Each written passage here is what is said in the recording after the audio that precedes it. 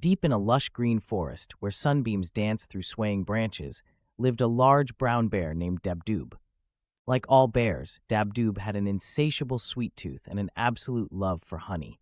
Each day, he would wander through the forest, sniffing the air, hoping to catch the sweet scent of his favorite treat. One particularly sunny morning, Dabdoob's keen nose picked up the unmistakable aroma of fresh honey. Following the scent, he came upon an old oak tree where a tiny bee named Nahla was busily working.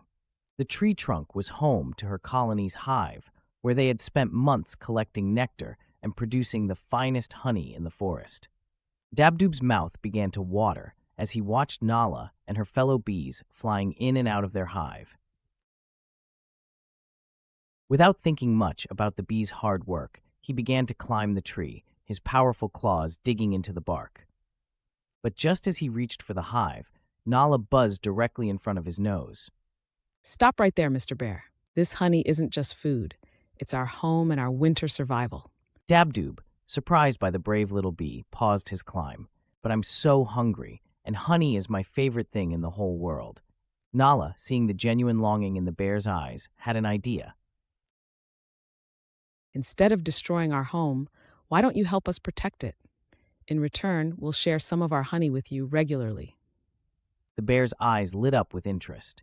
How could I help? Well, many animals try to steal our honey, and some woodpeckers try to make holes in our tree. If you become our guardian, we'll make sure you always have a sweet reward. Dabdoob considered the offer.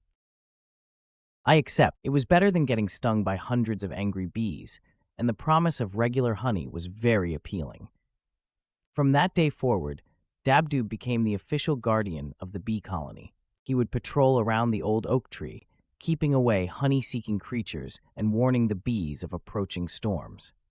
In return, every few days, Nahla and her fellow bees would leave a portion of their golden honey in a special spot at the base of the tree. As seasons passed, the partnership flourished. The bee colony grew stronger, producing more honey than ever before, thanks to the peace of mind that came with having such a strong protector. Dabdoob, too, was happier than he'd ever been. Not only did he have a regular supply of his favorite treat, but he had also found friendship in the most unexpected place.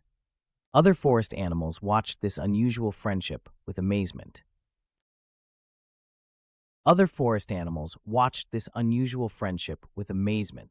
They learned an important lesson. Working together and sharing can bring much sweeter rewards than taking things by force.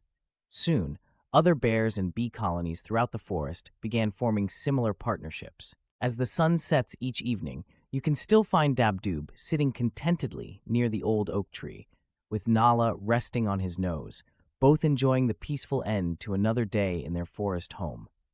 Their story teaches us that the sweetest honey comes not from greed or force, but from friendship, respect, and working together. And so, the bear and the bee discovered that the true treasure wasn't just the honey, it was the bond they formed, proving that the most unlikely friendships often become the strongest.